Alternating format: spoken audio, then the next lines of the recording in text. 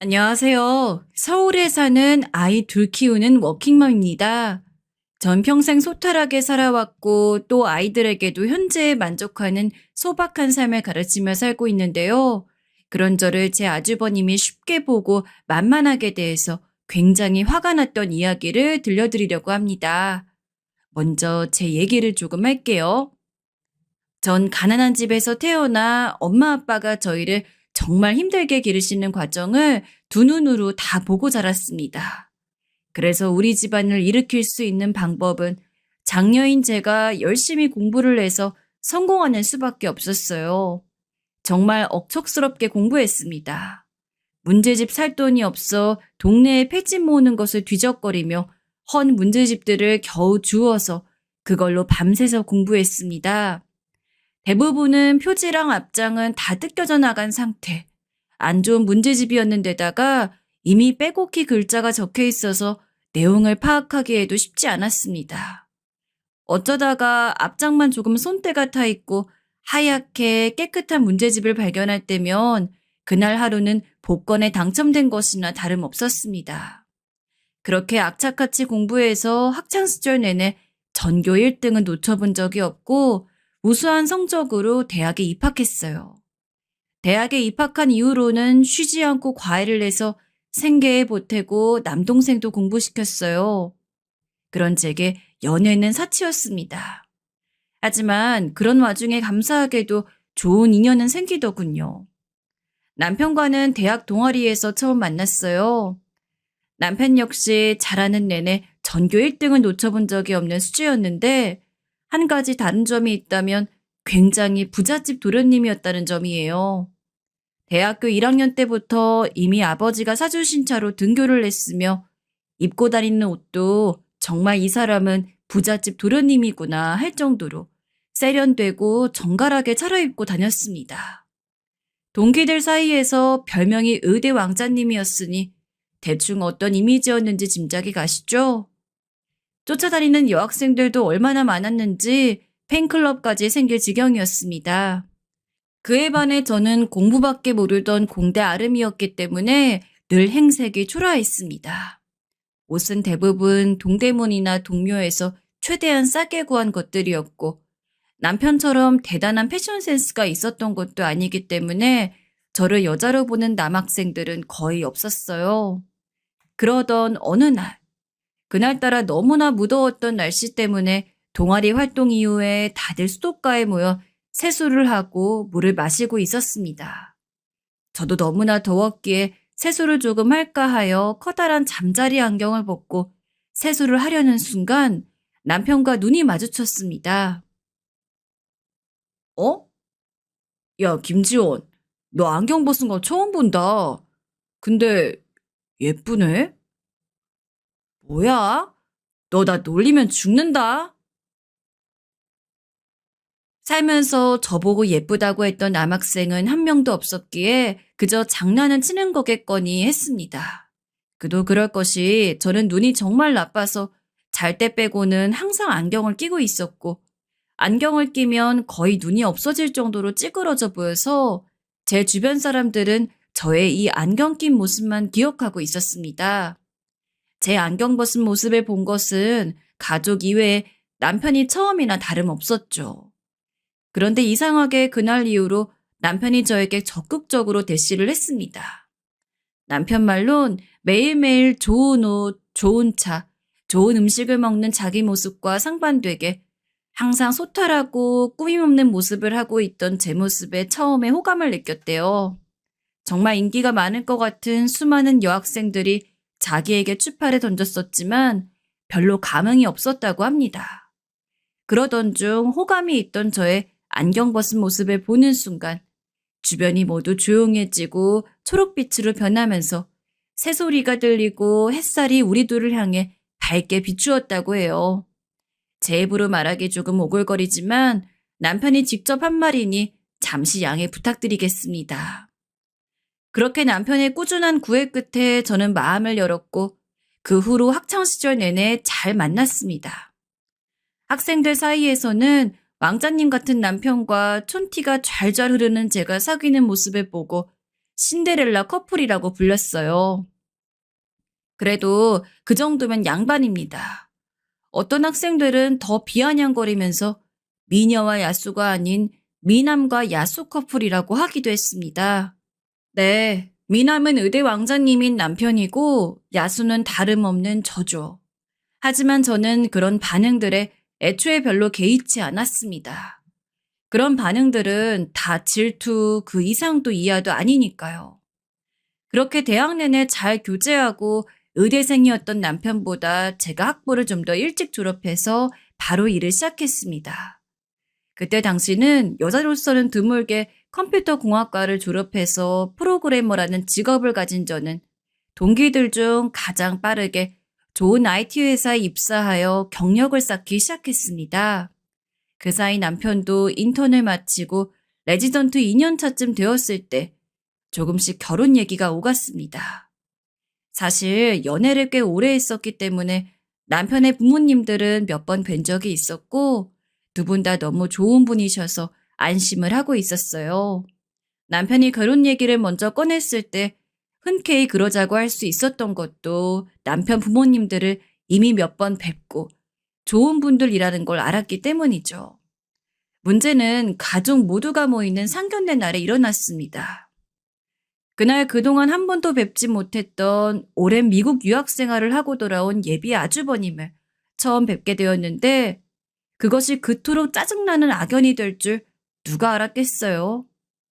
남편을 통해 아주버님 되실 분의 얘기를 종종 듣긴 했습니다. 남편 못지않게 수재이고 일찌감치 유학길에 올라서 미국 최고의 공대 MIT의 학부와 대학원을 졸업하고 귀국한 뒤 시아버지의 사업을 물려받을 준비를 하고 있다고 했어요. 집안에 기대 주려고 예비 신부님의 칭찬이 자자했습니다. 다만 무언가 모르게 남편과는 사이가 안 좋아 보였습니다. 형에 대해서 말하려고 할 때마다 알게 모르게 좀 쉬쉬하는 분위기였다고 해야 할까요? 그러던 중 이제 상견례를 하게 될 때가 되자 남편은 조금씩 형에 대한 이야기를 풀어놓기 시작했습니다. 사실 그동안 우리 형에 대한 얘기는 잘 하지 않았지? 나도 이번 결혼 준비하면서 우리 형이 제일 걱정되었는데 이제 와서 이야기 꺼내본다. 그게 무슨 소리야? 아주버님 되실 분이 왜? 아니 사실 우리 형이 뛰어난 인재인 것은 맞지만 성격에 문제가 좀 있어. 쉽게 말해 지 잘난 맛에 사는 인간인데 그게 좀 다른 사람을 불편하게 해. 아, 근데 뭐 그런 사람이 한둘인가. 게다가 아주버님이랑 내가 직접 부딪힐 일이 얼마나 많이 있으려고. 사실 그때까지만 해도 생각이 그랬습니다. 결혼을 해서 시부모와 갈등을 겪는다는 얘기는 많이 들어봤어도 시아주버님과 갈등을 겪은 사람 얘기는 잘 못 들어봤었거든요. 아주버님의 성격이 조금 이상해도 어차피 신부님들보다 더 적게 마주칠 거고 신부님 되실 분들은 아주 젠틀하고 매너 좋으신 분들이었기 때문에 그 부분은 걱정이 없었으니까요. 하지만 인생은 언제나 설마 하는 생각이 뒤통수를 때리곤 하죠. 그게 우리 엄마 아빠가 또 형 말이라면 껌뻑 죽어서 너가 생각하는 것보다는 형이랑 마주치는 일이 많을 거야. 그게 무슨 말인지 도무지 모르겠네. 아주버님한테 껌뻑 죽는 거랑 나랑 많이 마주치는 건 또 무슨 상관이래? 남편이 남긴 알 수 없는 말을 한 지 며칠이 되지 않아 상견례 날이 되었을 때 저는 남편이 왜 그렇게 조심스레 쭈뼛쭈뼛 아주버님이 어떤 사람인지 얘기한 이유를 알게 되었습니다. 너무나 명확하게요. 아, 반갑습니다. 저는 준석이 친형 최준원입니다. 말씀은 많이 들었어요. 사돈 어른들도 이쪽으로 앉으시죠? 처음 마주한 아주버님은 굉장히 자신감이 넘치고 호탕해 보였어요. 시부모님이 나서기도 전에 먼저 분위기를 주도해서 서로를 인사시키고 저희 부모님과 남동생까지 안내하는 모습에서 처음에는 남편이 말한 꺼림칙한 부분을 전혀 눈치채지 못했습니다. 그런데 다음으로 이어진 아주버님의 말에 저와 저희 가족들은 경악을 금할 수 없었어요. 사실 제가 이 결혼을 많이 반대했었습니다. 저희 집안이 눈이 굉장히 높은 편이어서 준석이 녀석 아내 될 사람을 오랫동안 고르고 정말 심사숙고해왔는데요. 글쎄 이 녀석이 지원 씨를 결국엔 포기를 못하지 뭡니까? 웬만하면 제가 그냥 못 이기는 척 넘어가려고 했는데 또 사돈댁이 많이 가난하시단 얘기를 듣게 됐지 뭐예요. 그럴 거면 차라리 저처럼 결혼을 하지 말라고 준석이 녀석에게 귀에 딱지가 않도록 얘기했는데 결국엔 이 형 말을 안 듣고 결혼을 한다고 하더군요. 제가 처음으로 이 녀석에게 손들었습니다. 저는 바로 이어지는 아주버님의 도를 넘는 발언에 처음에는 농담을 좀 과하게 하시는 건가 했습니다. 초면에 굳이 하지 않아도 될 말을 하는 것도 이상한데 다른 날도 아닌 상견례 날 부모도 아닌 본인이 왜 이 결혼을 반대했네, 우리 집안이 가난하네 마네 이런 얘기를 늘어놓는 건지 도무지 이해가 가질 않았습니다. 엄마 아빠는 많이 당황하셨지만 두 분 다 워낙 무고호인이시라서 그저 짓궂은 농담 정도로 여기고 그냥 넘어가시려고 하셨습니다. 아유, 우리 지원이가 사돈댁에 그다지 마음에 들지 않으셨었나 봅니다. 그래도 이렇게 상견례 자리까지 마련해 주신 걸 보면 우리 딸을 가족으로 맞이하시기로 결심을 굳히신 거죠? 맞습니다. 제가 무능력해서 우리 지원이 지찬이를 가난하게 키웠지만은 우리 지원이가 워낙 능력이 특출나서 이 아비의 무능력함을 다 메꾸고 집안을 벌떡 일으켰지 뭡니까? 저는 물론이거니와 성격이 불같은 남동생도 아주버님의 도를 넘는 발언에 얼굴이 울그락불그락 하고 있었지만 아빠가 좋게 좋게 넘어가려고 애쓰시는 모습을 보니 차마 저희가 나서 화를 낼 수 없는 노릇이었습니다. 그런데 이어진 아주버님의 말이 더 가관이었습니다. 재수 씨가 능력이 특출나요? 뭐 한국에서는 서울대 나온 게 꽤 자랑할 만하겠죠. 근데 준석이 이 녀석 선자리로 미국 아이비리그 출신은 기본에다가 유수한 기업가 집안 딸내미 아가씨들이 줄을 섰었다는 것도 알고 계신가요? 게다가 미모들은 또 얼마나 특출났게요. 사실 재수 씨가 외모는 좀 그렇잖아요. 그래서 제가 눈 딱 감고 재수 씨랑 헤어지고 그 아가씨들이랑 선보러 다니라고 해도 글쎄 막무가내지 뭡니까? 제 능력에 대한 비하에 외모 비하까지 아주버님이 1절에서 그치지 않고 2절, 3절 불필요한 막말을 계속해대자 제가 폭발하려고 하는데 그 찰나에 결국엔 남편이 말리고 나섰습니다. 형, 그만해.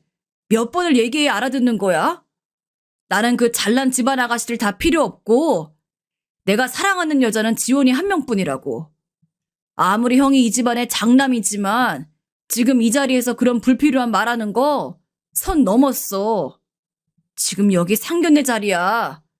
형이 나설 자리가 아니라고. 뭐 이 자식아? 이게 돌았나 씨. 어디 형한테 눈을 부릅뜨고 대들어? 너 정말 죽고 싶어? 남편의 말에 아주버님은 다짜고짜 남편의 멱살을 잡더니 금방이라도 한 대 칠 기세였어요. 그만들 하세요. 여기 지금 두 집안이 화합하는 자리 아닌가요? 그런데 이게 무슨 난리죠? 어머님, 아버님은 왜 이 난리가 났는데도 가만히 계세요? 장남이란 분이 이렇게 무례하게 구는데도 보고만 계실 거냐고요. 참다 못한 제가 소리를 버럭 지르며 나섰습니다. 이대로는 더 자리가 이어지기 힘들 것 같아 얼른 자리를 파하고 나왔습니다. 엄마, 아빠, 지찬아 가자. 아무래도 이 결혼 다시 생각해봐야겠다. 준석아, 우리 간다. 잘난 네 형님이랑 잘 먹고 잘 살아. 전 그 길로 냅다 뒤도 안 돌아보고 자리를 나섰는데 그 잘난 아주버님이 저희의 뒤에다 대고 쏘아붙였습니다. 어이구, 내가 이럴 줄 알았지. 이래서 없는 집안이랑은 사돈을 맺으면 안 돼. 이거 봐. 금방 인성 미천 드러나잖아? 정말 먹던 음식을 들어 아주버님의 얼굴에 투척하고 싶었지만 그랬다가는 똑같이 무례한 사람 되는 것 같아 꾹 참고 그 길로 뒤도 안 돌아보고 집으로 돌아왔어요. 돌아오는 내내 엄마 아빠에게 그리고 동생에게 미안해서 얼굴을 들 수가 없었습니다. 결혼에 대한 모든 것이 순조로울 줄만 알았는데 난데없이 아주버님이라는 복병이 등장해서 모든 것을 다 망쳐놓았습니다. 상견례 자리를 그렇게 파하고 남편에게서 오는 전화를 며칠간 피했습니다. 처음에는 남편한테도 화가 나서 그랬는데 생각해보니까 남편에게 화를 낼 일이 아니었습니다.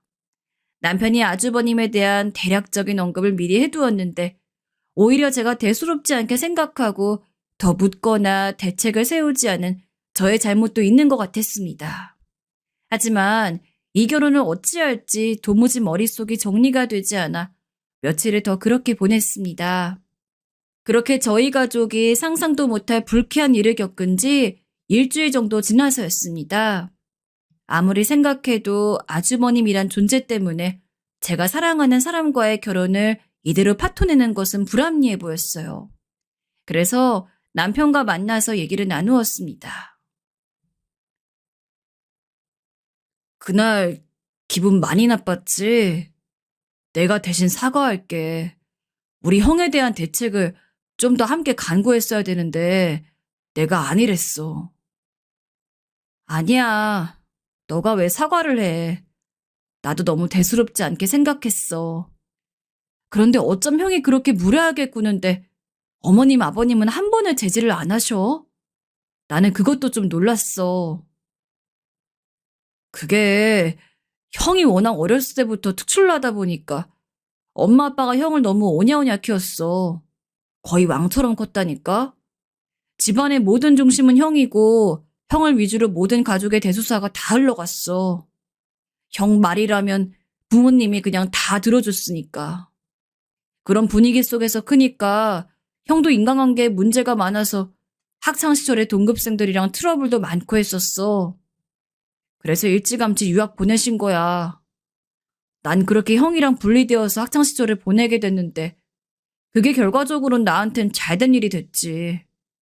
부모님이 형 유학 보내고선 나한테도 신경도 많이 써주시고 특히 나에 대해서는 형과는 다르게 인성교육도 철저히 시키시고 사회성 훈련도 많이 시키셨어.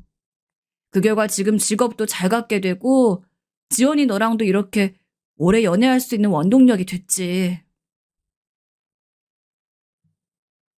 남편의 말을 들으니 아주버님이 왜 그렇게 제멋대로 굳는 사람이 됐는지 또 왜 시부모님의 통제권을 벗어난 사람인지 조금은 이해가 되었습니다.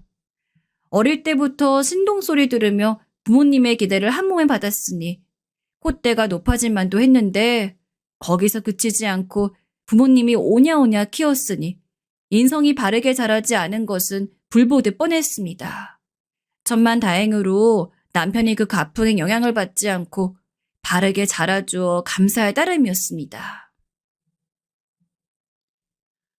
아직까지도 형은 우리 집에서 왕이야.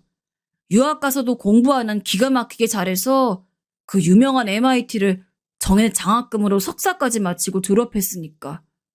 타이틀 좋아하는 우리 부모님 입장에서는 뭐 말 다 했지. 이게 왜 서울대 나온 너랑 나는 형 기준에 눈꼽만큼도 차지 않는지 알겠지? 게다가 안 그래도 왕대접 받았는데 이젠 아버지 사업까지 물려받는다고 하니 아버지 입장에선 자식이 아니고 상전이지 상전. 거기까지도 다 좋다 이거야. 그런데 이젠 형이 내 결혼까지 왈가왈부하기 시작하는데 난 그거는 도무지 눈뜨고 못 보겠더라고. 부모님도 인정하는 너인데 지가 뭐라고 오지랖을 부려? 그것도 그렇게 무례하게. 그래서 참다 참다 나도 처음으로 그날 형한테 대든 거야. 여기까지 듣는데 남편은 남편 입장에서 할 수 있는 만큼 다 했다는 생각이 들었습니다. 사실 남편이 무슨 잘못이 있겠어요? 오히려 잘하면서 형에게 편향된 부모님의 사랑을 섭섭해하지 않고 자기 길을 묵묵히 걸어온 남편이 더 대단해 보이고 오히려 존경심까지 들었습니다. 이런 훌륭한 남편감을 이상한 아주버님 한 사람 때문에 놓치고 싶지 않았습니다. 나도 연락 안 받은 건 미안해. 생각을 좀 정리하느라고 그랬어. 아직도 너 많이 사랑하고 너 같은 남편감 세상에 없다고 생각해. 그런데 결혼은 또 다른 차원의 얘기잖아. 처음에는 아주버님 한 사람이 우리의 결혼 생활에 얼마나 큰 영향을 미칠까 하는 생각에 별로 대수롭지 않게 생각했는데 그날 본 분위기는 그게 아니더라. 앞으로 우리 결혼 생활에도 아주버님이 자꾸 토르달까봐 그게 너무 걱정이 돼. 지원아, 너가 걱정하는 바가 뭔지 너무 잘 알아. 그냥 우리 둘의 행복만 생각하자. 형은 내가 중간에서 어떻게든 잘 제어하고 최대한 안 마주치게 할 테니까.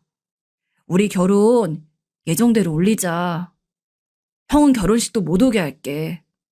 부모님은 이미 내가 다 설득해 놓았어. 남편이 이렇게까지 말하는데 지난 오랜 연애 기간과 앞으로 누릴 수 있는 행복한 결혼 생활을 이대로 떠나보내고 싶진 않았습니다. 모두가 행복한 결혼식을 올릴 순 없겠지만 적어도 사랑하는 사람과 행복한 결혼 생활은 할 수 있을 것 같다는 생각이 들었습니다. 그렇게 우여곡절 끝에 양가는 다시 상견례를 하게 되었고 상견례와 결혼식 모두에 아주버님은 참석을 하지 않았습니다. 남편이 형에게 이 결혼과 관련해서 콧배이라도 비치면 의절할 거라고 단호하게 말했다고 하네요. 아주버님 말이라면 꼼짝 못하는 시부모님도 이건 아니다 싶었는지 아주버님이 결혼식에 참석하지 않는 것에 동의를 하셨습니다. 아주버님은 처음에 노발대발하다 남편의 단호한 태도에 이를 뿌득뿌득하면서 한 발 물러섰다고 해요. 하지만 그러고도 분이 풀리지 않았는지 그 이후로도 여러 번 잊을만 하면 저희 결혼식에 자기를 초대 안 했다며 섭섭한 마음을 드러냈습니다. 그런 분위기와는 사뭇 다르게 남편과 저의 결혼 생활은 아무 문제 없이 행복하기만 한 나날들이었습니다. 워낙 오래 연애하기도 해서 서로를 너무 잘 알고 저희 둘 다 워낙 독립심이 강해서 시댁이나 친정 부모님께도 손 벌릴 일이 거의 없었습니다. 이렇게만 결혼 생활이 지속된다면 영원히 행복할 것 같았습니다. 문제는 명절이었습니다. 처음 한두 해는 아주버님이 출장차 명절 모임에 참석을 못한다고 하여 대심 좋아했습니다. 출장은 핑계고 자기도 제 얼굴 볼 낯짝이 없어 피한다고 생각했고 그게 맞는 거라고 생각했습니다. 그런데 웬걸요?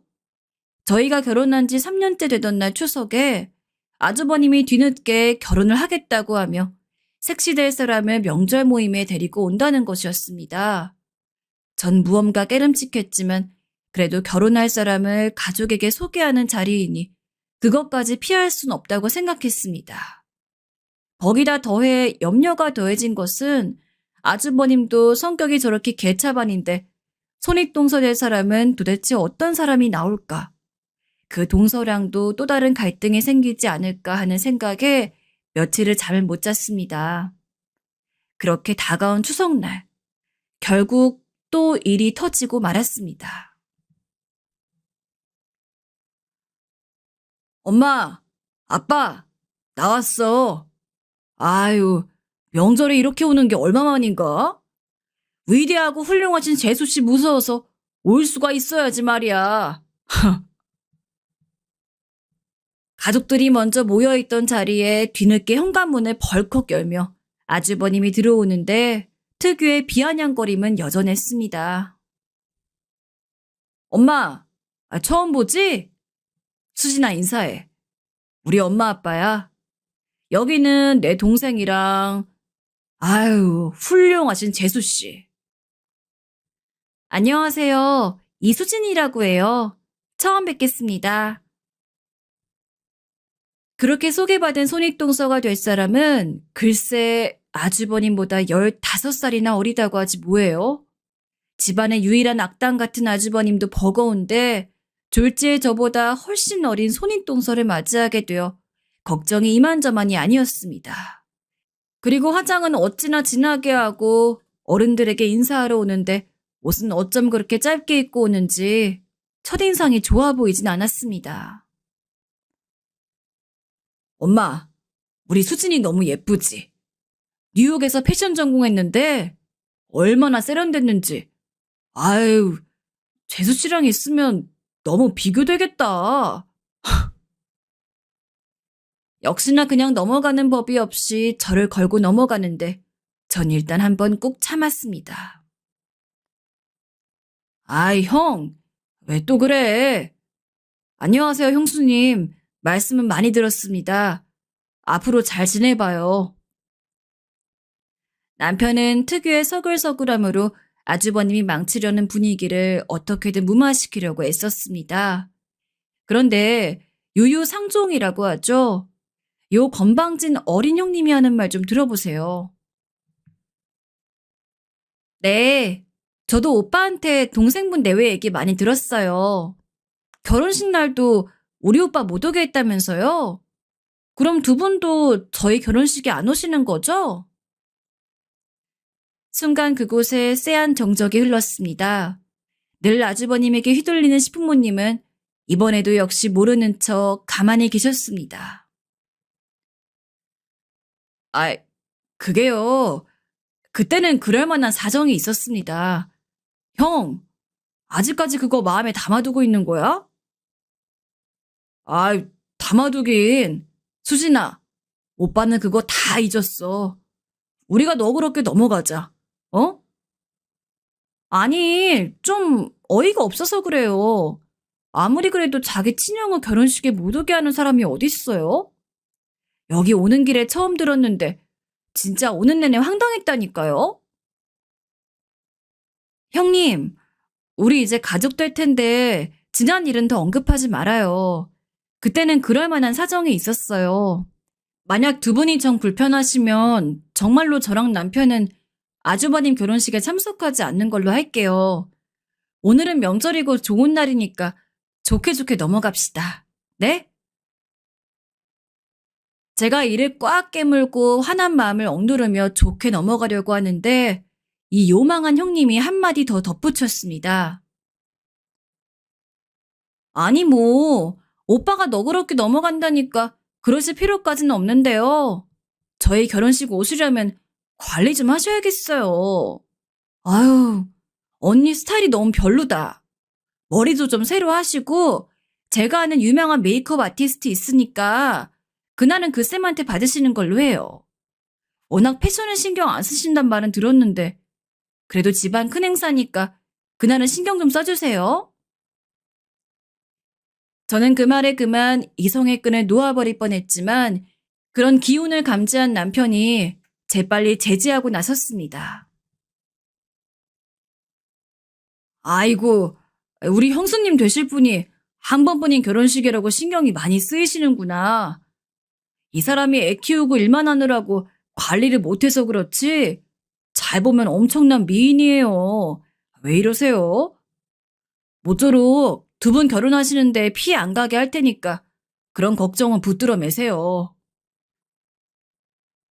아이고 이놈 새끼. 지 마누라 편드는 건 여전하구만. 안튼 결혼식장에 추려하고 왔다가는 내가 내쫓을 줄 알아. 거래처 손님들도 많이 올 텐데. 신랑 동생이랑 재수 씨가 촌티나게 하고 오면 사람들이 다 손가락질해 임마. 아, 알겠다고 형. 이제 그만해. 자, 우리 얼른 식기 전에 식사해요. 네? 정말 그 자리에서 상을 뒤집어 엎고 싶었지만 어떻게든 잘 무마하려는 남편의 노력 때문에 전 정말 허벅지를 꼬집어가며 그 자리를 꾹 참아냈습니다. 그도 그럴 것이 어차피 결혼식 말고는 볼 일이 없을 것 같았거든요. 그렇게 올린 아주버님의 결혼식은 세상 둘도 없이 화려했어요. 시댁의 재력도 만만치 않았지만 형님들 집안 또한 못지 않았는지 정말 성대한 결혼식이었습니다. 전 이 자리만 끝나면 영원히 아주버님 내외는 안 보고 살아야지 하는 생각에 그 자리를 겨우 꾹꾹 참아냈어요. 다행히 두 사람의 결혼식이 끝난 뒤엔 꽤 오랫동안 아주버님 내외를 볼 일이 없었습니다. 남편이 의식적으로 그들과 겹치는 자리를 피하기도 했고 저도 곧 제 일이 너무 바빠져서 이후로는 명절을 피해 신부님께 따로 인사만 드리고 있었습니다. 이렇게 아이들 다 클 때까지 아주버님 집안이랑 안 보고 살기만 해도 별다른 소원은 없겠다 싶었습니다. 그러던 어느 날 사건이 또 하나 터졌습니다. 그렇게 탄탄했던 시아버지의 사업이 아주버님이 물려받은 이후로부터 하락세를 면치 못했고 점점 더 바닥으로 곤두박질치고 있었습니다. 시아버지가 이룩해 놓았던 업계의 명성으로 인해 매우 큰 규모의 투자를 받게 되었는데 거기에서 수익을 내기는커녕 엄청난 손실을 입히면서 부도 위기에 놓였다고 했어요. 급기야는 시아버지가 제게 도움을 요청하기까지 이르렀습니다. 아주버님 선에서 해결이 안 되자 다시금 시아버지가 경영 일선에 복귀하셨는데 그것마저 여의치 않자 제게 손을 내미신 것입니다. 아가, 우리 좀 도와다오. 네가 준원이랑 척을 지고 사는 건 다 안다만 지금 상황이 상황인지라 이렇게 내가 너한테까지 부탁한다.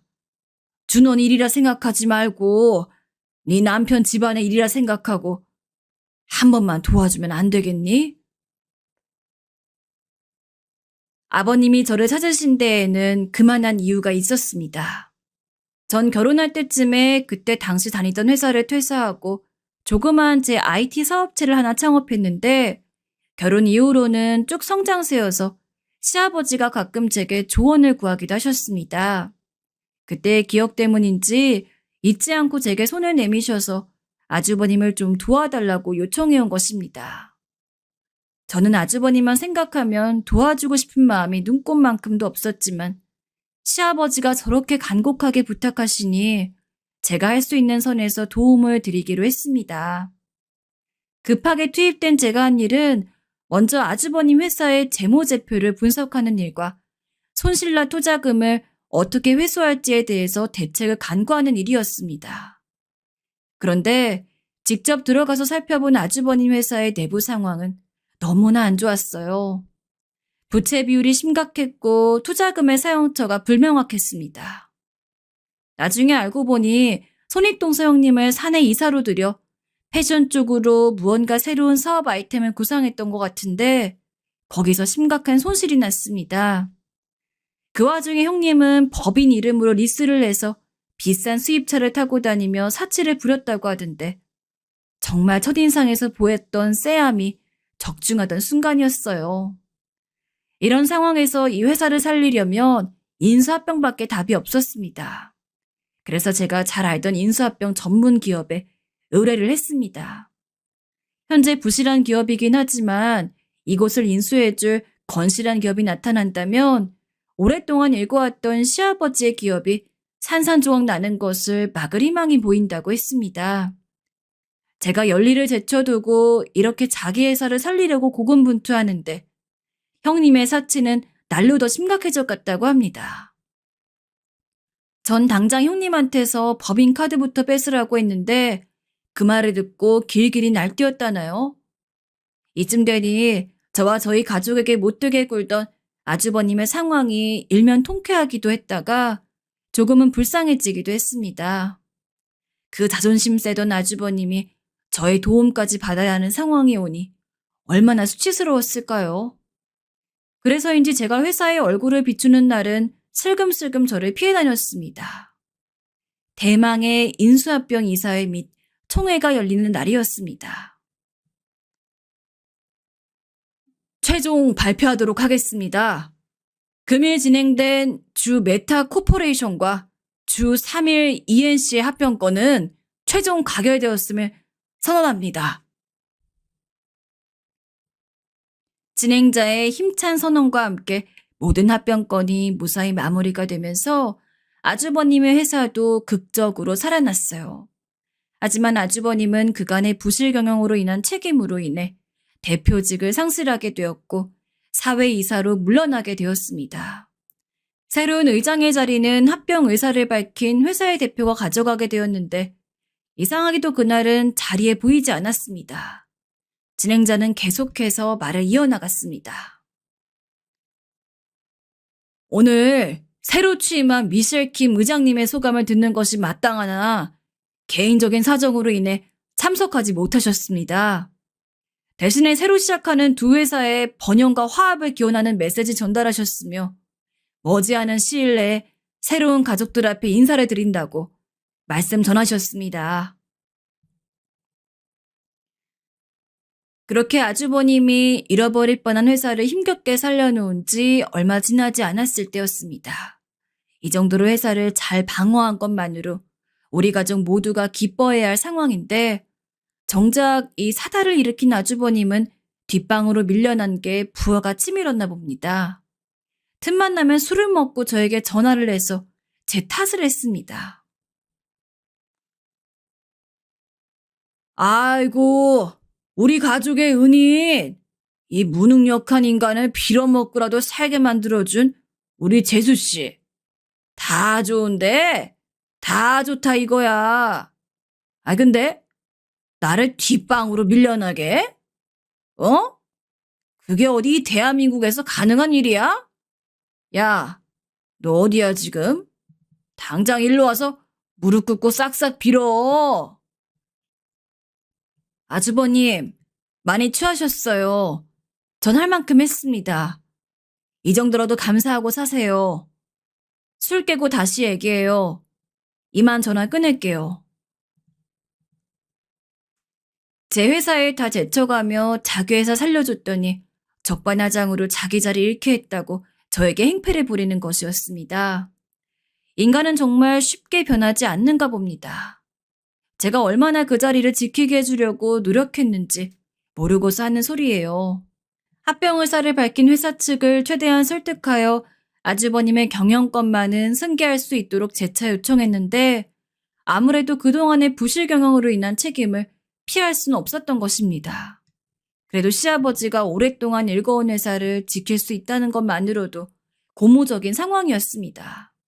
아주버님은 본인의 직책에서 물러나야 했지만 아주버님과 시아버지 및 가족들의 지분은 어느 정도 지킬 수 있게 되어 다행이었습니다. 이 정도면 아주버님이 충분히 제게 감사해야 할 상황 아닌가요? 그런데도 그게 섭섭해서 술 먹고 전화해 이렇게 무례하게 굴어도 되는 건가요? 그렇게 술 먹고 저에게 행패를 부린 다음 날 어김없이 아주버님은 제게 또 전화를 했습니다. 어제 일로 사과를 하려나 했는데 웬걸요? 어떻게든 저에게 트집 잡고 시비를 걸려고 안달이 나 있었습니다. 재수씨, 저번에 우리 인수합병 때 검토했던 서류자료 다 가지고 있죠? 그것 좀 가지고 내 사무실로 와요. 네? 그건 이미 지난 자료인데 그걸 왜요? 이제 곧 폐기 앞두고 있는 자료들이에요. 그리고 이제 아주버님께서 검토하실 자료도 아니고 그 서류만 몇 박스인데 그걸 들고 제가 왜 가요? 저도 제 회사 일로 바빠요. 글쎄, 내가 미처 체크하지 못한 게 있어서 그래요. 가지고 오라면 오지, 뭔 말이 많어. 그리고 사람 시키지 말고 재수씨가 직접 들고 와요. 정말 유치하기 짝이 없었습니다. 이제는 자기 부서 일도 아니고 지난 자료에 대한 접근 권한도 없으면서 어떻게든 자기 배알 꼴리는 마음을 제게 히스테리 부리는 심산이었습니다. 저는 이제 더 이상 참을 수가 없어서 결단을 내리고 직접 그 서류 박스들을 수레에 실어 아주버님의 사무실로 향했습니다. 그렇게 수레에 실은 자료 몇 박스를 끌고 사회이사실 문을 열었는데 세상에 거기에 자기 골프 친구들을 불러서는 대낮부터 위스키판을 벌이고 있지 뭐겠어요? 여기 인사들 해. 우리 재수씨. 내가 심부름 시키면 그냥 찍소리 못하고 이렇게 온다니까? 아니, 근데 어디 파출부 일이라도 하셨나? 왜 이렇게 추레하게 왔어? 아유, 여러분들이 좀 이해해. 애 보고 밥하느라고 이렇게 경황이 없다. 우리 재수 씨가. 아유, 재수 씨. 아무리 그래도 회사에 오는데 이런 촌스러운 차림은 좀 그렇지 않아? 친구들 뵈기 창피하니까 얼른 가요. 얼른. 저는 자기 배알 꼴리는 화풀이로 저를 이렇게 심부름시키는 것도 모자라 자기 친구들 앞에서 창피를 주는 모습에 그동안 오래 참아왔던 한을 풀기로 했습니다. 힘들게 들고 온 자료 박스들을 바닥에 내팽개치며 말했습니다. 최준원 이사님, 앞으로 이런 개인적인 부탁은 삼가주셨으면 좋겠습니다. 그리고 대낮부터 이사실에서 이렇게 술판 벌이는 거 징계사유에 해당합니다. 한 번만 더 이런 일이 발생하면 바로 징계위원회에 회부할 테니 그런 줄 아세요. 뭐? 야, 너 미쳤어? 아니 이게 그래도 동생 마누라라고 오냐오냐 줬더니 이제 못하는 소리가 없네. 야, 너 이리 안 와? 저는 제 할 말을 마치고 뒤도 안 돌아보고 엘리베이터로 가는데 아주버님이 씩씩거리면서 따라왔습니다. 야, 너 당장 옥상으로 따라 올라와. 내가 아주 오늘 네 버르장머리를 싹 고쳐놓을 테니까. 저는 그런 아주버님의 위협을 가볍게 무시하며 제가 갈증 버튼을 꾹 눌렀습니다. 아주버님은 씩씩대며 엘리베이터에 따라 탔는데 금방이라도 저를 한 대 칠 것 같은 기세로 난리치는 아주버님을 뒤따라온 친구들 두세 명이 겨우 뜯어 말리고 있었습니다. 야, 옥상 누르라니까 10층을 왜 눌러? 너 거기가 어딘 줄 알아? 니까짓게 함부로 발들이 만한 데가 아니야. 옥상 안 눌러? 길길이 날뛰는 아주버님과 뜯어말리는 친구들을 뒤로하고 엘리베이터는 10층에 멈춰섰어요. 엘리베이터 속 난장판 안에 엘리베이터 문이 열리고 비서들이 저를 맞았습니다. 대표님, 오셨습니까? 아, 아니, 대표님, 근데 이게 무슨 난리죠? 왜 최 이사님이 여기에 같이... 순간 난장판이던 그곳에는 잠시 동안 정적이 흘렀고 저를 맞이한 비서실장의 어안이 벙벙한 표정은 물론 누구보다도 이 상황을 당황해야 할 아주버님의 표정이 가관이었습니다. 뭐, 뭐? 누가 대표님이야? 어이, 비서실장님, 누가 대표예요? 얘가 왜 당신 대표님이야? 어? 최준원 이사님, 예의 갖추세요. 신임 의장 미실킨 대표님이십니다. 지금 이게 무슨 무례예요? 징계위원회에 해부되고 싶나요? 아, 아니 그게 무슨... 여러분도 많이 놀라셨나요? 네, 바로 제가 합병된 두 회사의 신임 의장 미셸 킴입니다. 업무상 제 본명이 아닌 영어 이름을 쓰고 있었는데 합병 과정에서 일부러 저희 정체는 밝히지 않았습니다. 저 자존심 센 아주버님이 제 회사 합병을 한다고 하면 자기가 처한 상황은 생각 안 하고 극구 반대하며 딴지를 놓을 것이 분명했으니까요. 앞서 잠깐 말씀드렸지만 저는 대학을 졸업하자마자 제 회사를 창업했고 대한민국의 눈부신 IT 시장 발전과 함께 제 회사도 급격하게 성장했습니다. 어느덧 저는 상장사를 이끄는 여성 CEO가 되었고 그런 저를 시아버지도 많이 의지하셨었어요.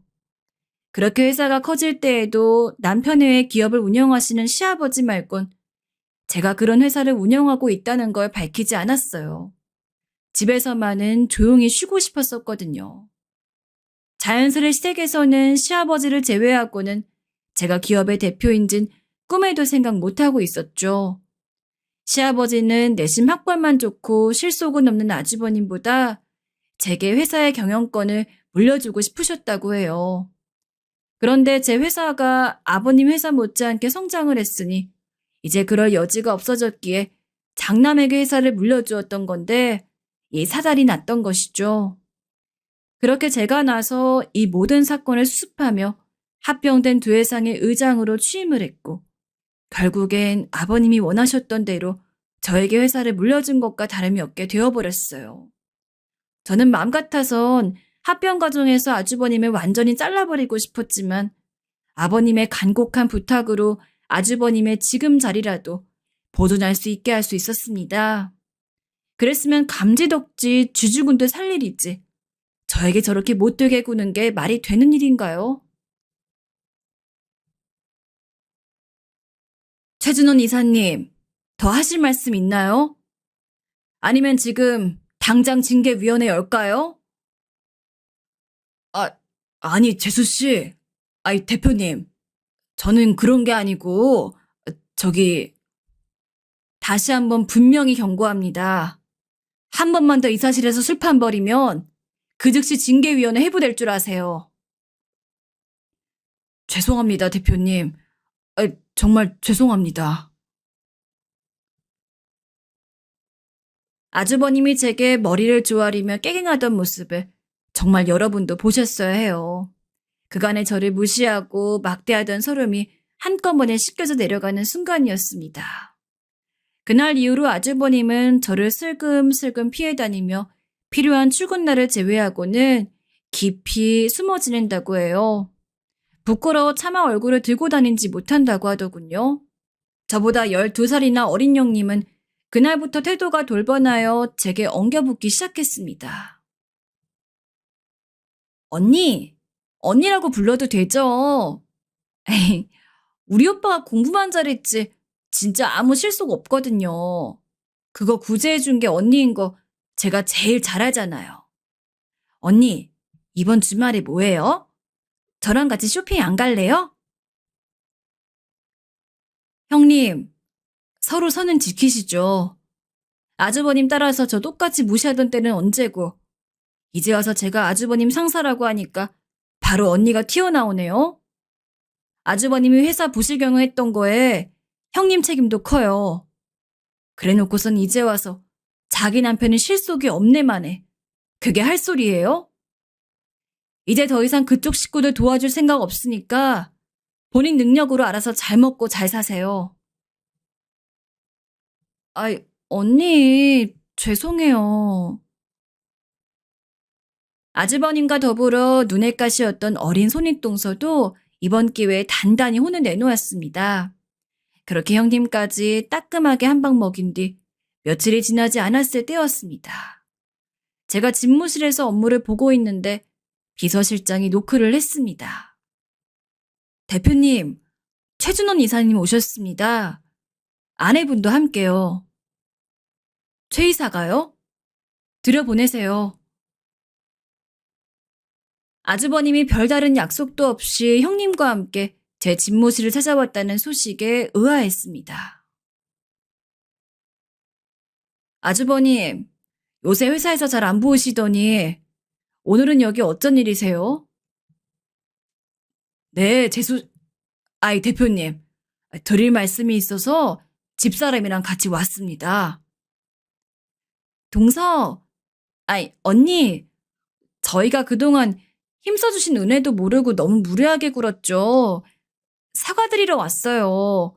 저 언니한테 따끔하게 혼나고 그날 돌아가서 이희한테 엄청 뭐라고 했어요. 사람의 탈을 쓰고 그러는 거 아니다.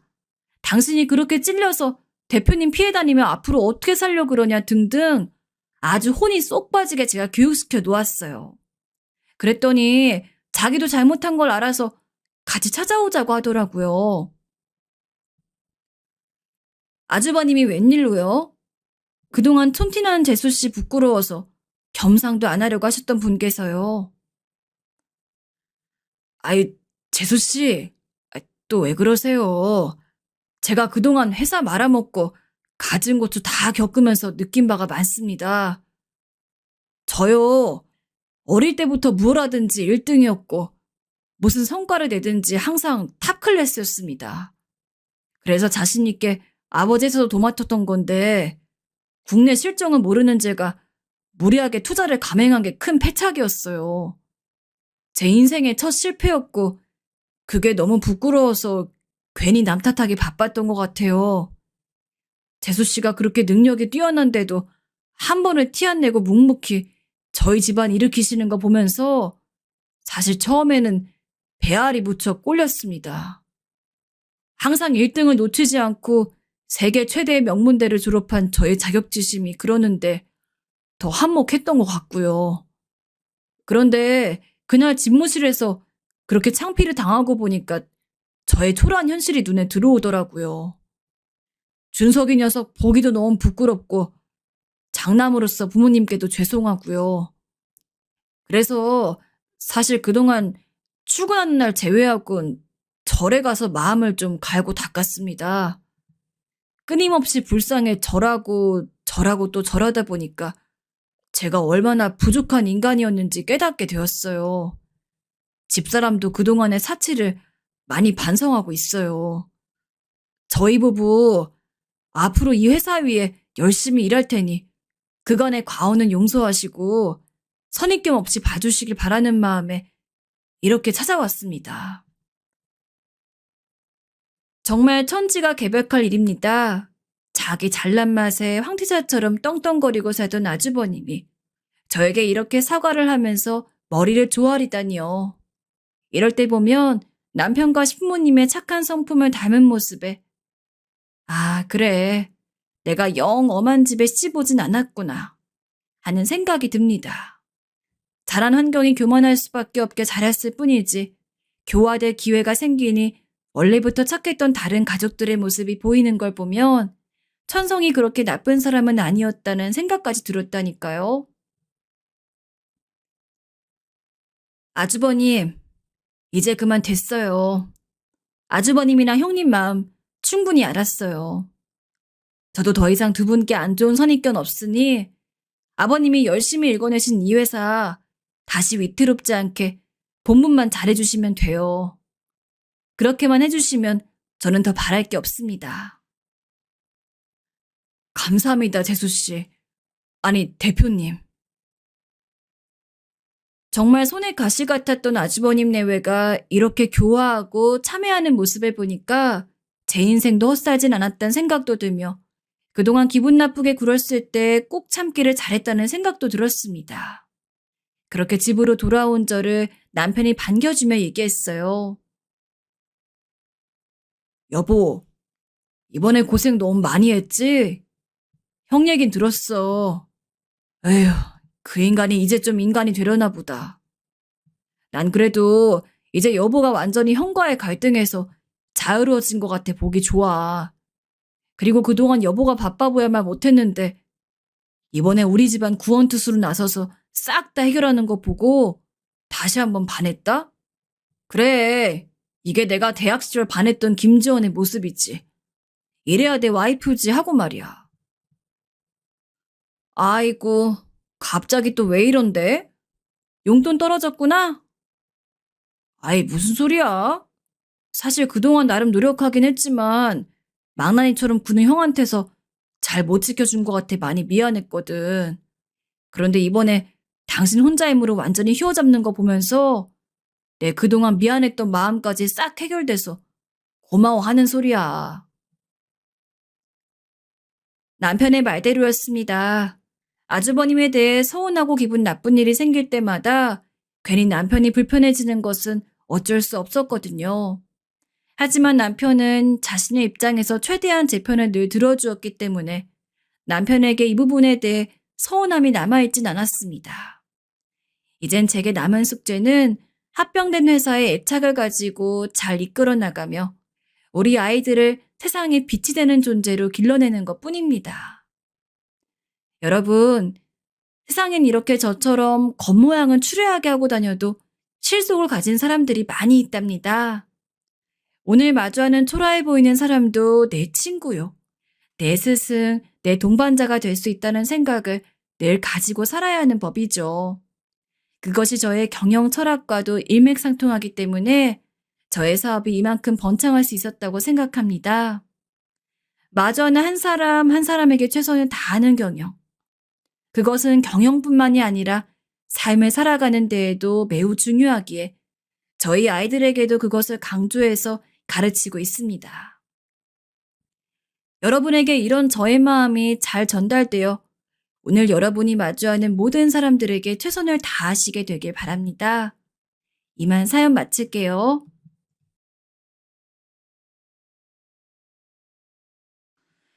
이 이야기는 아주 많은 분들이 들어주셨으면 해요. 그리고 또 부디 좋은 시선으로 제 선택을 바라봐 주셨으면 해요. 글재주는 없지만 한번 시작해 볼게요. 제가 태어났을 무렵에 아버지는 안 계셨고 어머니께서 홀로 자식들을 키워오셨어요. 아무래도 형편이 넉넉지 않고 형제들도 있다 보니 공부도 많이 하지 못했는데요. 그래도 어찌어찌 나중에 기술을 배워 잠깐 직장도 다녔어요. 하지만 썩 대단한 직장은 아니라서 그마저도 벌이가 시원찮았어요. 그러던 차에 다른 일을 좀 알아보면서 저도 어느새 나이를 조금씩 먹어가고 있었는데 이상하게도 이런 저를 보고 좋다는 여자가 있더군요. 처음에는 돈도 없고 학력도 안 되는 내가 뭐가 그렇게 좋은가 싶었는데 그 여자는 어릴 때 자기네 부모님이 일찍 돌아가셔 일찍 가정을 꾸리고 싶다고 하더군요. 성식 씨, 우리 얼른 결혼해서 같이 살아요. 어머니한테 인사도 가고요. 여자 쪽에서 너무 적극적이기도 했고 우리 집 식구들은 딱히 능력도 없는 막내 아들이지만 이대로 뒀다가는 정말 장가를 안 갈까 봐 걱정했던 것 같아요. 그런 타이밍에 잘 맞물려서 형제들이 조금씩 돈을 보태주기도 해서 둘이 겨우 작은 방을 하나 얻어 살게 되었어요. 이후 1년여의 시간이 지나 아내는 임신을 하게 되었고 남자아이 하나를 낳게 되었어요. 아버지에 대한 기억이 전혀 없는 내가 아버지가 된다니. 아들이 태어나던 날의 감상은 정말 벅차오르다 못해 어디다 표현할 길이 없더군요. 고마워, 여보. 너무 고생 많았어. 정말 그간 별 관심이 없고 제대로 돌아보지 않았던 내 인생이지만 이제는 정말 장난이 아니다. 앞으로는 더 칼을 갈며 살아야 한다는 생각을 하게 되었어요. 그러면서 제대로 된 직장도 있어야 할 것 같아 근처 알고 있던 사장님을 통해 일자리 소개받기도 하고 작은 회사에서 관리하는 업무를 보기도 했어요. 사장님은 뭐든 성실하게 하는 저를 마음에 들어 하셨어요. 제가 열심히 일하는 건 오로지 가정 때문이었어요. 저만 보고 있는 아내와 아들을 위해서는 못할 게 없었어요. 그래서 나름 제 수준에서는 생활비를 당시 모자라진 않게 아내에게 주었다고 생각해요. 아내도 늘 고마워하며 받았고 돈을 갖다 줄 때마다 맛있는 찌개와 돼지고기를 잔뜩 삶아 항상 든든하게 차려주었거든요. 그런데 어느 날 너무도 충격적인 일이 벌어졌습니다. 인생이란 놈이 원래 그런 건지 제 인생만 이런 건지 갑자기 아내가 나와 아들 앞에서 사라져 버렸거든요. 그냥 아들을 잘 부탁한다는 내용만 있었을 뿐 저에게 어떤 말도 없는 쪽지만 두고 말입니다.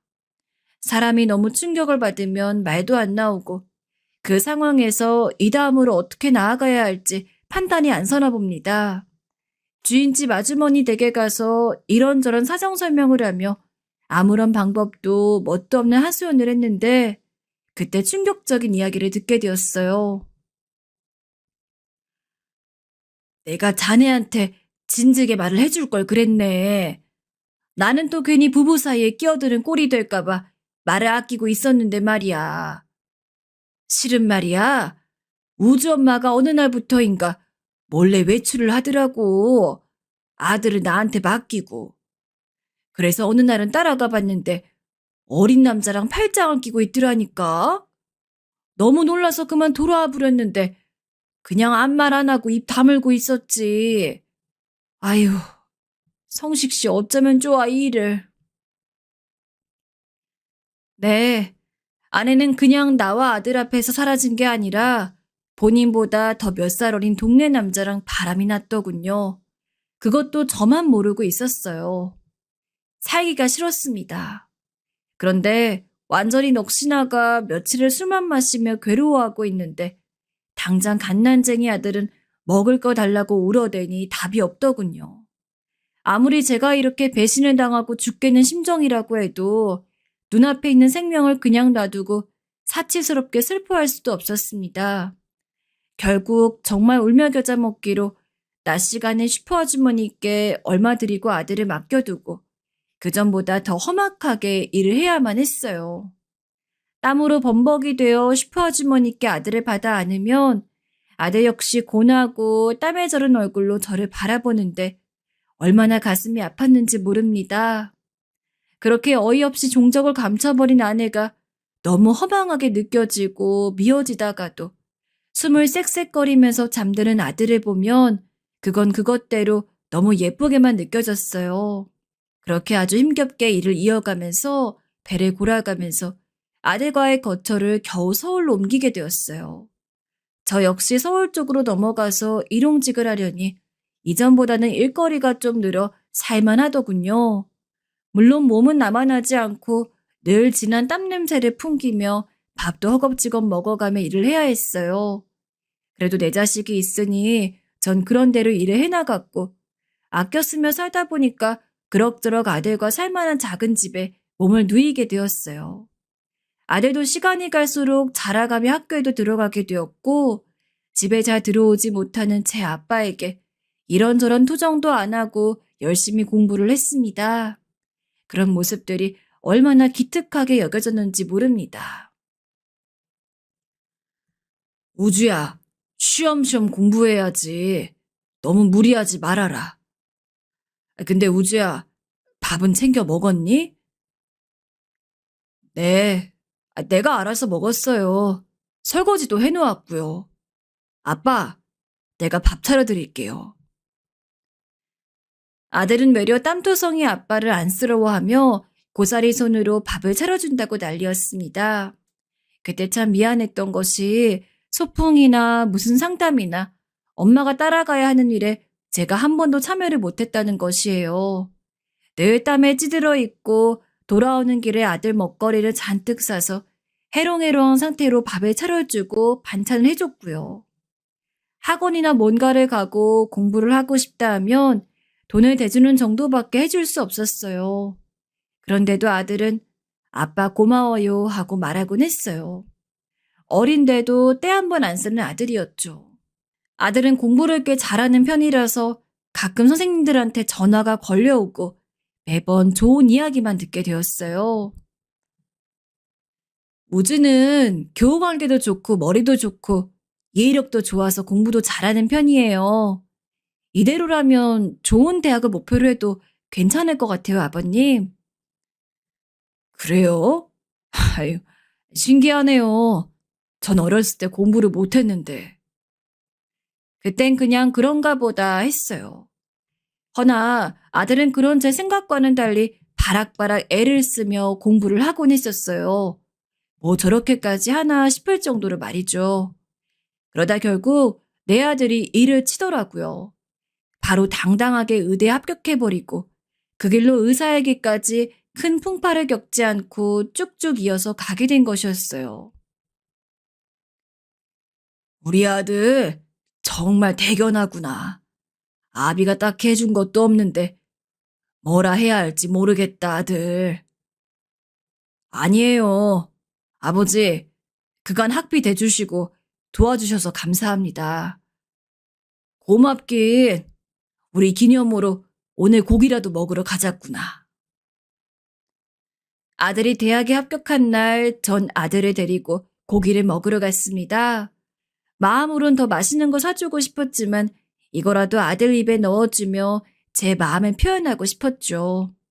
잘 자라줘서 고마운, 한없이 고마운 그런 마음이요. 당시 저는 노가다를 하면서 일을 해오던 중 이제 몸이 슬슬 축나 일을 좀 쉬고 싶었으나 갑자기 아들 학비 생각도 나고 아직 아들이 장가를 안 갔으니 좀 더 해야 되겠더군요. 그래서 몸이 죽어나라 또 일을 하게 되었어요. 저는 조금이라도 몸이 성할 때 하루라도 일을 더해서 돈을 더 벌고 싶은 마음뿐이었어요. 그게 내 아들한테 도움이 되는 길이니까요. 아들은 대학까지 무사히 잘 마쳤고 그중 몇 번은 장학금까지 받아 이 아비를 기쁘게 해주더군요. 아버지, 이번 학기는 돈 안 대주셔도 괜찮을 것 같아요. 하면서 소식을 전해오는데 이 녀석이 자기 아빠 고생 안 시키려고 열심히 공부했을 거 생각하니 눈물이 앞을 가리더라고요. 그렇게 제 아들이 의대를 졸업하니 주변에선 더할 나위 없이 절 부러워했어요. 우주 아빠는 좋겠어. 혼자 몸으로 아들을 의대에 보내고 말이야. 대단해. 둘이 키워도 못하는 일을 우주 아빠 혼자 냈네 그려. 솔직히 말하면 그런 칭찬도 듣기 싫지 않았어요. 어쨌건 자식 잘 키웠던 칭찬이니까요. 그러고 나니 이제는 아들이 장가만 가면 되겠다 싶더군요. 그럼 이제 저도 아들에 대해 더 걱정할 게 없을 것 같았어요. 그런데 어디 내놔도 빠지지 않을 아들이 30이 되어도 여자에게 도통 꺼내질 않더군요. 의사 생활이 바쁜 건 알지만 그래도 아들이 하루하루 나이를 먹어가니 마음이 초조해지더군요.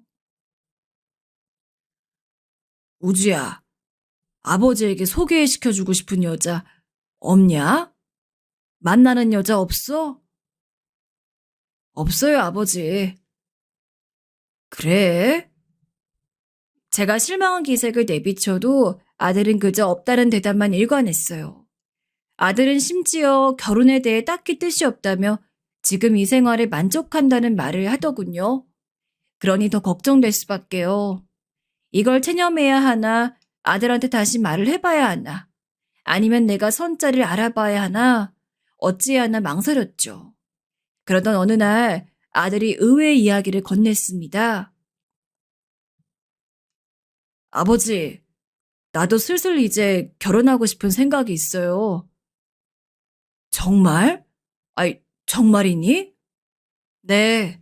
아버지만 괜찮으면 멀지 않은 시일 내에 상견례를 하고 싶어요. 괜찮으세요? 잠깐 숨을 가다듬은 다음 자세한 이야기를 물어봤어요. 아들은 꽤 갑작스럽게 결혼 얘기를 꺼냈어요. 나름 확신이 있던 건지 상대 쪽 아가씨와도 진지하게 말을 했다고 하고 저만 괜찮으면 멀지 않은 시일 내에 상견례를 하겠다는 것이었어요. 너무 갑작스럽게 일이 진행되는 것 같아 당황스러웠지만 그래도 기다리던 소식이라 전 아들을 얼싸안고 잘했다 했어요. 그래, 잘 생각했다. 얼른 자리 잡아야지. 내가 아가씨는 언제 볼 수 있는 거냐? 상견례 때 보면 되죠. 아이, 상견례 때? 아버지는 직접 얼굴도 보고 얘기도 한번 나눠보고 싶기도 한데 집으로 한번 데려오기는 좀 그런가? 아이, 네. 그건 좀 부담스러워할 것 같아요. 그냥 상견례 때 얼굴 보는 게 좋겠어요. 그래? 알겠다, 뭐. 어쩔 수 없지. 그럼 그리 하자. 솔직히 아이들 혼자 키운 만큼 전 한번 우주의 여자친구를 만나보고 싶었어요. 저한테 이제 며느리이기도 하고 사실 상견례 전에 인사하러 올 수 있잖아요. 근데 아들 말로는 며느리 쪽이 부담스러워한다더라고요. 그래서 어쩔 수 없이 아쉬움을 뒤로하고 상견례 날만 기다렸죠. 상견례 날을 앞두고 왜 그리 긴장이 되는지 나름의 준비를 내서 아들과 고급 식당 입구에서 만나기로 했는데 왜 제가 면접을 보는 마냥 그렇게 긴장을 했는지 모르겠습니다. 미용실에 가서 머리도 만지고 맨날 작업복만 걸쳤으니 근처 옷가게에 가서 옷도 위아래로 해 입었는데 이런 제 모습이 낯설기만 하더라고요. 그때 아들이 보였어요. 허나 이때 아들의 반응이 이날 저를 무척 속 시끄럽게 하더군요. 아버지, 옷이 너무한 거 아니에요? 머리는 또 그게 뭐고, 다른 것도 아니고 상견례인데 이런 날은 신경을 써야지 뭐 하자는 거예요? 어? 아니 나는 그래도 신경 쓴다 했는데 많이 이상한 거냐? 아휴, 그냥 들어가요. 이제 와서 어쩌겠어요. 전에 없이 날카롭게 탁탁 말에 던져대는 아들의 모습이 좀 낯설었어요. 당황해서 멀뚱멀뚱 보고 있는데 이미 상견례 약속 시간으로부터 여유가 없어 그대로 들어가게 되었어요. 상대 아가씨 쪽 사돈 어른들이란 뭘 잘 모르는 제가 봐도 뭔가 여유롭고 고급스러운 분위기가 있더군요. 과연 아들이 저한테 한 소리 할 만도 했어요. 같은 자리에 있는 자체가 계속 신경 쓰이고 수도 없이 머리를 매만지고 옷깃을 다시 여잡게 되는 그런 위축되는 부유함이 있더군요. 왠지 모른 낯선 감정에 계속 무한함을 느끼고 있었죠. 그런데 그때 사돈 되시는 분이 제 마음에 걸리는 말을 하더군요. 혼자 아들을 키우셨다 들었는데 힘드셨겠어요. 회사에서 나름 중요한 직책을 맡고 계신다고 하던데. 요즘 어떠세요? 네? 갑자기 뜬금없이 회사를 다닌다니. 저는 그냥 노가다꾼일 뿐이었는데 갑자기 그런 얘기를 하니 놀랄 수밖에 없었죠. 그런데 아들이 제게 서둘러 눈짓을 보내더군요. 그제야 전 아들이 거짓말을 했다는 걸 눈치챘고 사돈어른의 말에 어쩔 수 없이 장단을 맞출 수밖에 없었습니다. 아, 네. 경기가 불황이라 힘들긴 한데 잘 버티고 있습니다.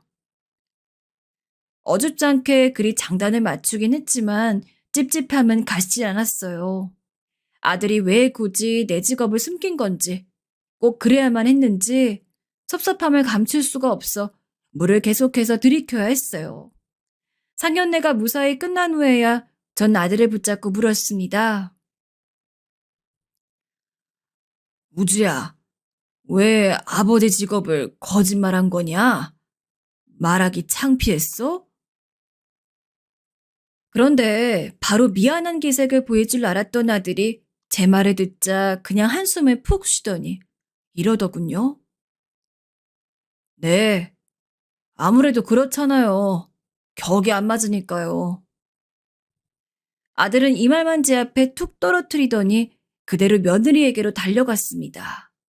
그 후 아들은 그날부터 좀 이상해진 건지 아니면 원래 혹은 훨씬 이전부터 우리의 대화가 많지 않던 날에 저런 모습이 만들어진 건지 헷갈리는 말을 하기 시작했어요.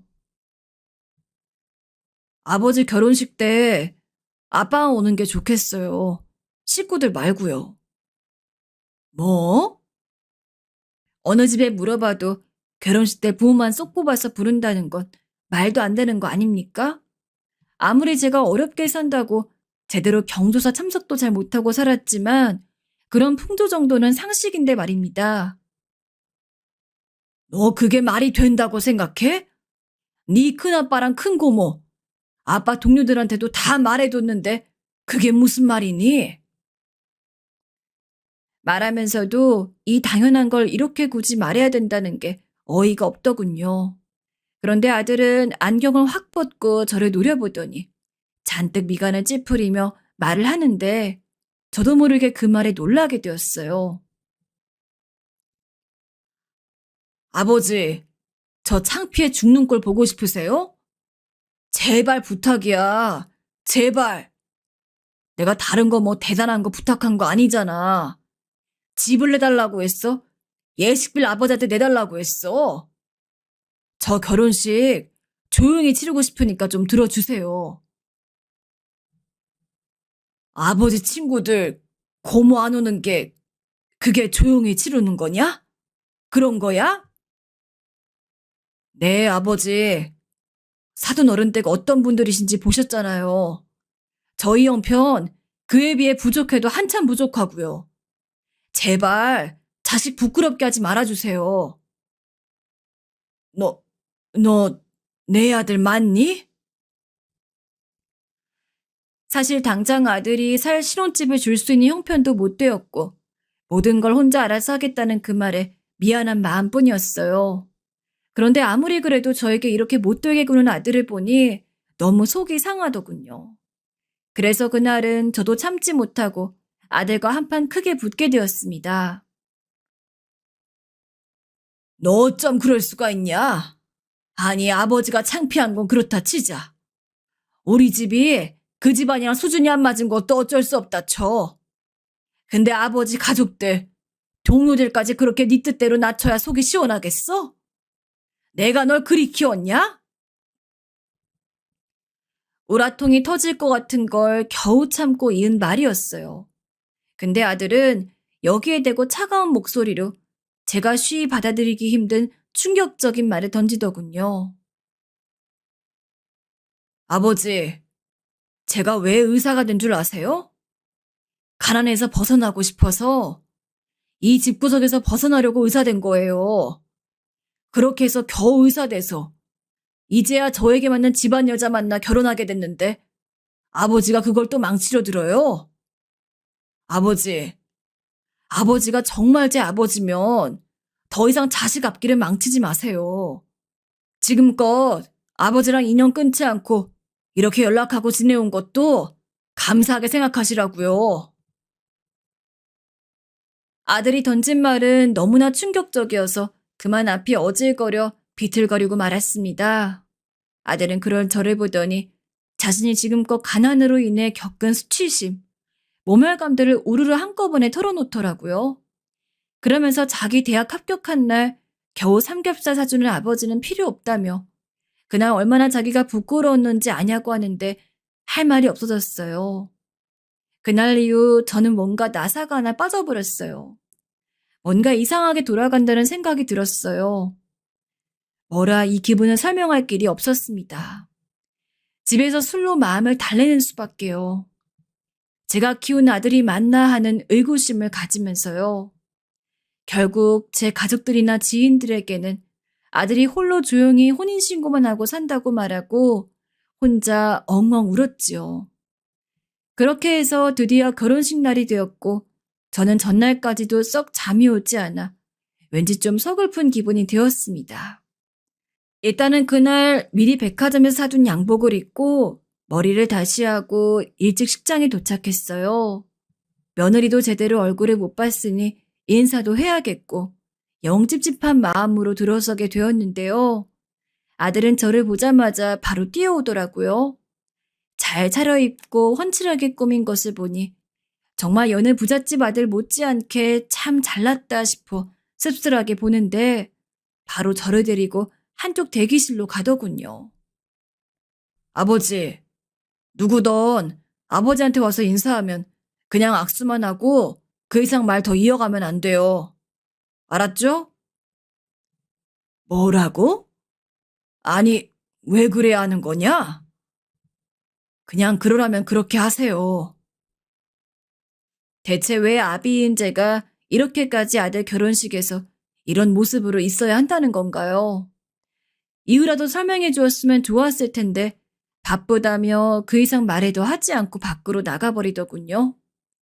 결국 어쩔 수 없이 저는 앵무새처럼 아들이 부탁한 대로 악수만 하고 감사 인사만 짧게 전했어요. 이건 마치 고깃집 앞에서 움직이며 인사하는 오뚜기 인형이랑 다를 게 없는 꼴이더군요. 차라리 안 오는 게 더 나았을까 싶을 정도로 참 기분이 이상했습니다. 나중에 나가는 길 아무래도 마음이 개운치 않아서 아들을 불렀어요. 대체 내가 왜 이렇게 해야 하냐고 물었는데요. 아까 아버지랑 인사한 사람들 하객 알바하는 분들이에요. 내가 아주 급하게 불러 쓴 거예요. 쓸데없는 얘기 안 했죠? 뭐? 하객 알바? 돈 받고 하객인 척 하는 거예요. 아무튼 쓸데없는 얘기 안 한 거 맞죠? 일단 얼른 집으로 가셔요. 다시 연락할게요. 도대체 이날 제가 뭘 위해 서 있던 건지 나야말로 그 알바인가 뭔가 하는 사람들이랑 다를 것도 없는 거 아닙니까? 버스를 타고 그냥 창밖만 보며 돌아오는데 말로 표현이 안 될 정도로 감정이 복받치더군요. 아들이 그렇게 해달라고 하니 한 것뿐이지만 왜 그렇게 어이없이 눈물이 났던 걸까요?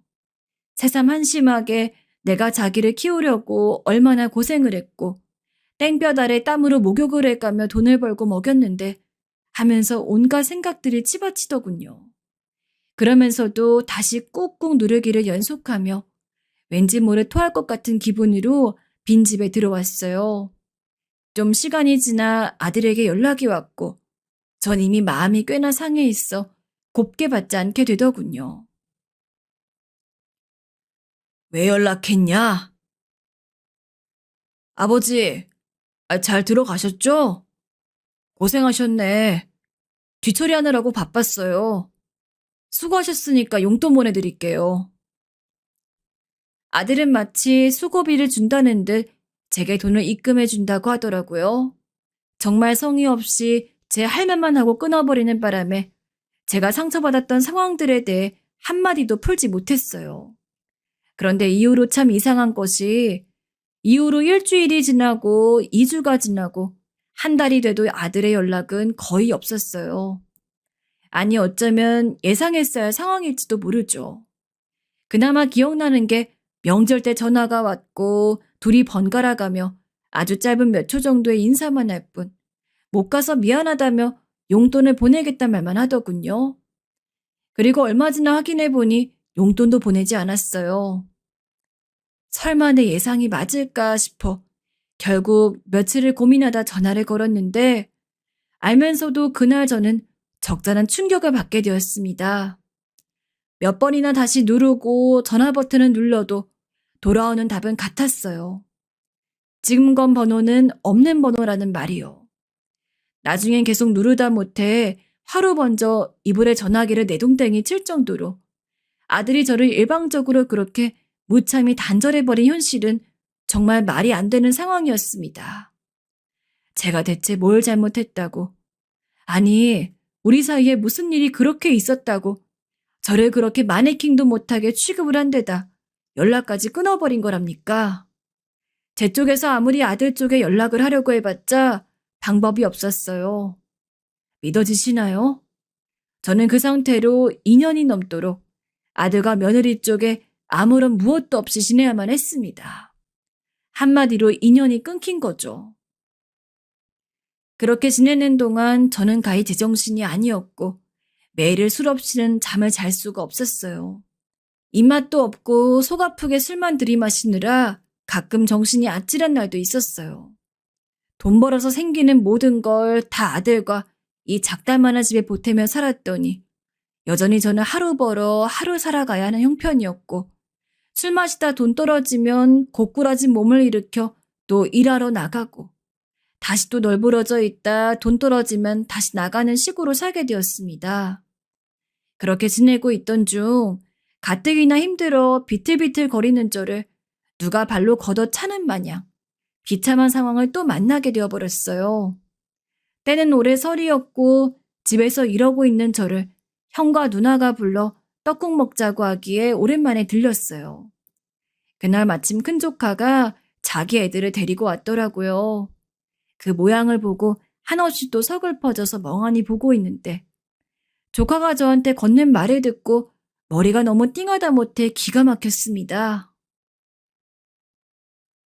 우주 요즘 엄청 잘 나가죠. 강남 어디 쪽 부근에 성형외과도 차렸던데. 우리 와이프도 가끔 SNS 같은 데서 봤다면서 엄청 신기해요. 진짜 고생 많이 하셨는데 보람 많으시겠어요. 솔직히 용돈 엄청 많이 받고 계시죠? 자식 잘 키우셔서 덕을 톡톡히 보시네요. 뭐라고? 성형외과를 차렸다고? 모르고 있으셨어요? 아들은 저와는 연락을 끊어버리고 혼자 그렇게 비싼 땅에 병원을 차려 쭉쭉 성공의 가도를 달리고 있다더군요. 그날 일단은 말을 얼버무리고 집으로 돌아왔지만 아무리 생각해도 이건 아니지 않나 싶었고 속이 부글부글 끓어올라 이렇게 알느니 직접 만나기라도 해야겠다 싶었어요.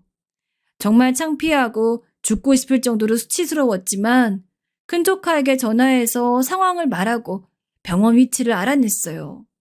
당황하고 미안해하는 조카의 반응을 신경 쓸 겨를도 없이 저는 무작정 그 길로 병원으로 쳐들어가게 되었습니다.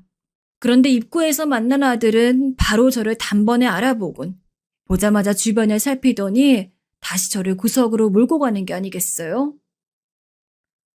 아버지, 아이, 저기 말이라도 하고 오셔야죠.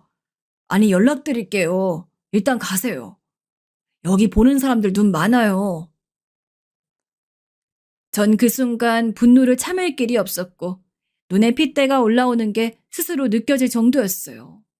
정말 눈이 튀어나올 듯 아들에게 빽빽 소리 질러대었습니다. 야, 이 버러지 같은 자식아. 네 애비를 버리고 너만 잘 사면 다야? 네 애비가 그렇게 우스워? 내가 너를 어떻게 키웠는데? 어떻게 애비한테 이럴 수가 있어? 부모한테 이럴 수가 있냐고. 그 허옇고 널쩍한 병동 안에서 사방이 대리석인 양 번뜩이는 그 장소에서 내 아들임에도 아들이 아닌 상태로 저를 차갑게 내쫓으려는 아들에게 저는 왕왕 분노를 토해버렸어요. 뭐래도 아들에게 다 쏟아내고 끝내버리란 생각뿐이었어요. 그런데 아들이 저를 보고 그러더군요. 아버지, 아직도 정신을 못 차리신 거예요? 제가 그렇게 눈치를 드렸으면 이제 알아차리실 때도 됐잖아요. 뭐? 저 아버지랑 인연 끊고 살아가고 싶은 거요. 그냥 적당히 아버지도 알아듣고 장단 맞춰주시는 건 줄 알았는데 지금 여기 와서 대체 뭐 하시는 거예요? 혹시 아버지 돈 필요하세요? 아휴, 그럼 계좌번호 놓고 가세요. 제가 지금껏 키운 양육비 톡톡히 다 계산해 드릴게요. 이 못된 놈의 자식. 너 어떻게 아버지한테. 아버지야말로 너무하시죠. 갑자기 말도 없이 저한테 이를 찾아오시면 어떡해요?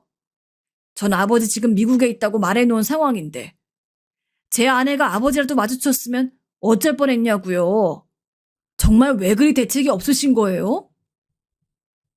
그 순간 제 마음속 어떤 끈이 풀리는 걸 느꼈어요. 아들을 향해 마지막으로 잡고 있던 그런 끈 말입니다. 어렸을 적 아들의 얼굴이 희미해지면서 지금 악마로 변해버린 아들의 모습만 제 눈에 들어왔죠. 허나 그냥 돌아왔으면 그나마 어찌 되었을지 모르겠는데 아들은 정말 남도 못한 짓을 저에게 저질러 버렸어요. 아들은 그 길로 경찰에 저를 신고해버렸더군요. 소란을 피운 게 죄라면 죄로 저는 그 지역 지구대에 끌려갔어요. 결국 제 사정을 다 쏟아내니 더 이상 뭐라 상황이 진척될 만한 것도 없었고 여차저차 저는 풀려나게 되었는데요. 그날 정말 살고 싶지 않은 마음이 격렬하게 들었고 힘없이 터덜터덜 아무 거리나 걸어가고 있었는데 전화가 걸려오더군요. 정말 혹시나 하는 마음으로 전화기를 열어보았는데 큰 조카였어요. 제 상황을 듣고 너무 놀라고 걱정이 되었는지 제 아빠인 저의 형님과 고모인 누나에게 말을 했다더군요. 다들 걱정하고 있으니 빨리 집에 들리라고 하기에 어쩔 수 없이 향하게 되었어요. 상식아, 너 왜 말을 안 했어? 누나는 제 말을 다 듣더니 결국 참지 못하고 엉엉 우시더군요. 그냥 머리를 파묻고 엎드려 있는 저에게 누나와 형은 비장하게 말을 이어가시더라고요. 어쩔 수 없어. 기범이야 다시 아들과 아빠 노릇하며 살아가긴 이제 틀렸다고 보인다. 그래도 어쩌겠니? 넌 당연히 받을 건 받아야 해. 제비가 엄마 없이 그렇게 고생해서 키운 거라면서 지 혼자 자란 줄 알다니 천벌을 받아야 하는데 그건 너도 애비로서 그것까지 바라지 않잖아. 그럼 네가 애를 그만큼 키워낸 값이라도 받아. 그건 당연히 네가 요구할 만한 거야. 하지만 저는 고개를 내저었어요. 이 이상 아들과 더 나를 세우고 뭐라고 싶지도 않았고 그냥 저도 인연을 끊고 살고 싶었어요. 그래서 이젠 내게 아들이 없다 생각하고 그렇게 하루하루를 살기 시작했습니다. 솔직히 지금껏 아들에게 들어간 돈이 컸던 만큼 저를 위한 노후는 아무것도 없었어요. 뭐라도 해야 돈을 벌어야 할 처지였어요. 오히려 그런 냉혹한 현실이 다시 저를 눈뜨고 살게 하더라고요. 저는 뭐라도 다시 해볼 기력으로 자리에서 일어났습니다. 그런데 그때 누나가 제게 나이도 들었고 이제 몸 쓰는 일이 힘들 거라며 적지 않은 돈을 건네더군요. 얼마 안 되지만 그래도 이걸로 뭐라도 시작해 볼 수는 있을 거야, 성씨가. 고마워, 누나. 저는 눈물로 그 돈을 받았고 그 돈으로 작은 돈가스 가게를 하나 차렸습니다. 대단한 수익을 바라고 시작한 가게는 아니었지만 늘 몸쓰는 일을 하면서 자주 먹었던 음식이 돈가스이기도 하고 나중에 이런 가게 하나쯤 내보는 게 소원이라면 소원이었거든요. 평생 해왔던 게 몸쓰는 일이나 식당 일이 낯설긴 했지만 아무래도 제가 해보고 싶은 걸 해서 그런지 저도 열정이라는 게 생기더라고요. 다행히 그때 지금의 제철을 만났고 아르바이트생으로 들어온 아내가 제게 여러 조언들을 해주었습니다. 식당 경영에 대한 거라든지 음식 요리법이라든지 이런 것들을 아내에게 많이 도움받았어요. 그러다 보니 작은 가게를 시작했던 것이 어느덧 점점 확장을 해나가더니 손님들이 줄을 서야 먹을 수 있는 가게가 되어버렸죠. 이걸 보며 아내가 가장 흐뭇해했고요. 저 누나에게 빌린 돈을 갚고도 넉넉할 만큼 돈을 많이 벌게 되었습니다. 그리고 가게가 2호점, 3호점을 내게 되었을 즈음 지금의 아내에게 프로포즈를 내 결혼을 하게 되었습니다.